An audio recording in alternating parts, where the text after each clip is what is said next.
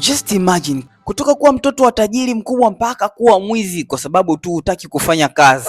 Huyu ni Malcolm. Malcolm alikuwa ni mtoto wa tajiri mkubwa sana, na wakati huo Malcolm anajitamba sana mtaani kwamba mimi siwezi kufanya kazi za kijingajinga bana, kwetu sisi ni matajiri, naachia vijana maskini, kazi sio sehemu ya maisha yangu, mimi siwezi kufanya kazi bana. Baba yake na mama yake walikuwa wanamwambia tafuta kazi, lakini Malcolm yeye alikuwa hana huo muda kwa sababu baba yake ana pesa sana.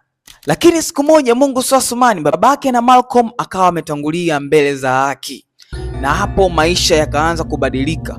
Lakini Malcolm akawa ameachiwa urithi mkubwa sana, kama vile mashamba ya babake, viwanja vya babake, majumba na majengo. Mwisho wa siku Msela anaendelea kuishi maisha fulani ya kitajiri sana. Ujinga aliokuwa nao Malcolm, aliendelea kuishi too much expensive life.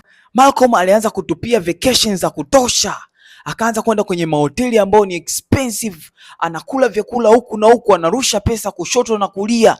Akaendelea kujisifu kwa marafiki zake wa karibu, matajiri wenzake, kwamba mimi siwezi kutafuta kazi. Kazi za nini babu? Maisha gani haya? Maisha kama haya unaanza kutafuta kazi, wewe unakuwa mjinga kwenye akili. Lakini siku zilivyozidi kwenda, zile pesa zikaanza kuisha. Siku moja akiwa ametulia sehemu, akiwa anaenjoy vacation, akaja akagundua kabisa akaunti yake ya benki imeishiwa, hivyo yuko broke. Akili ya Malcolm ikaanza kuchanganyikiwa na hapo akapata wazo kwamba kwa sababu Malcolm hataki kufanya kazi, hataki kutafuta kazi na hapendi kufanya kazi, hivyo akaamua kwamba ataenda kuiba kwenye benki pesa ambazo zitamsave kusurvive katika maisha yake, ili tu asifanye kazi. Malcolm ni mjinga sana, hivyo Malcolm akaanza kuandaa plani zake namna gani atavamia benki na kuiba pesa. Akachukua magazeti ili atafute ni sehemu gani ambayo anaweza akanunua bunduki tu bila kujulikana. Kuta mzee mmoja mkulima akiwa ametangaza anauza bunduki lake aina ya shotgun. Malcolm akaamua kwamba ataenda kwa huyo mzee ili akanunue ile bunduki, lakini kabla hajaenda kununua bunduki akafikiria kwamba atatumia usafiri gani, inabidi pia apate gari, na hivyo akaamua kwenda kuiba gari. Siku moja mdada mmoja alikuwa amepaki gari lake pembeni, na akiwa analielekea Malcolm akawa anamchungulia. Malcolm akaingia ndani ya gari akamvamia, kachukua lungu, kachukua nyundo, kamchapa mwisho wa siku mdada wa watu akazimia. Lakini mtunza bustani mmoja akaona ile tukio na akaenda kumvamia Malcolm akiwa ndani ya gari. Piga kioo. Malcolm akatoka nje na mpisto wake ambao ni fake akamnyoshia. Lakini Msela alishawahi kuwa ni mpambanaji, so akaanza kupambana naye, takuchapa sasa, pambana naye. Mwisho siku Malcolm akagundua hapa kitamlamba, akachoropoka mbele, kaendesha gari kukutana na jam kubwa ya magari, na hivyo Malcolm akawa amestaki na akawa na mashaka kabisa kwamba hapa anaweza kukamatwa. Punde ambulance ikaingia pale. Dereva wa ambulance akaangalia ndani ya gari ambapo alikuwemo Malcolm, akamwona kuna mdada amezidiwa sana. Bahati nzuri akaona gari limeandikwa kwamba ni gari ambalo linamilikiwa na nurse. Dereva wa ambulance akajiongeza kwamba okay, yule mdada alikuwa amezimia huenda ni nurse, na dereva ambaye alikuwa anaendesha gari huenda ni daktari, pambana kumpeleka nurse hospitali, amezidiwa. Hivyo akawasha kingola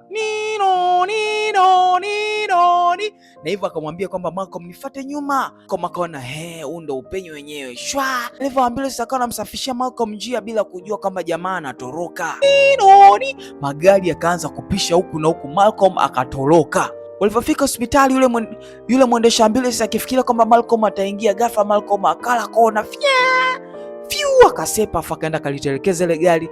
Lakini yule mdada bahati mbaya, kwa sababu hakupata matibabu ya haraka, akawa amefariki. Malcolm akaelekea moja kwa moja mpaka kwa mzee ambaye ni mkulima. Akafika pale akamwambia kwamba nataka kununua hiyo bunduki yako. Yule mzee akawa amempeleka sehemu ili Malcolm akatesti ile bunduki. Alipofika tu pale, mzee alivyompa bunduki, Msela akageuza hapo akamtwanga yule mzee. Maskini ya Mungu, yule mzee akawa amefariki. Wazo likamuijia Malcolm kwamba akaahirisha wazo lake la kwenda kuiba benki, ataenda kumwibia jamaa mmoja ambaye anafanya kazi serikalini. Malcolm akafika kwenye mlango wake, jamaa wa serikalini akatoka, akamuuliza habari zako. Malcolm akamsalimia pale, akaanza kujisifia, bana, mimi ni mmoja kati ya mtu wa serikalini na nimependa sana hii nyumba yako, naomba basi nipige picha hapa mazingira yako ndani na nje, nijipige picha maana nimependa mazingira yako. lako. Jamaa wala kuogopa, akamwamini, akamwambia basi ingia. Alivyoingia tu akachomua mshoto gani, kaka, toa kila ulichonacho, leta pesa zote ulizonazo. Msela sawa, siko kule, basi ngoja nikakufuatie. Haya, fanya haraka. Malcolm alivyomjinga akabaki pale dining room, akamwacha Msela akaenda na leli jumba likubwa. Msela bana akatoroka kwa kupitia mlango mwingine, hivyo Malcolm ikabidi atoroke tena. Baada ya hayo yote Malcolm akagundua kabisa hapa sasa kitamlamba, akakimbilia mpaka kwa rafiki yake.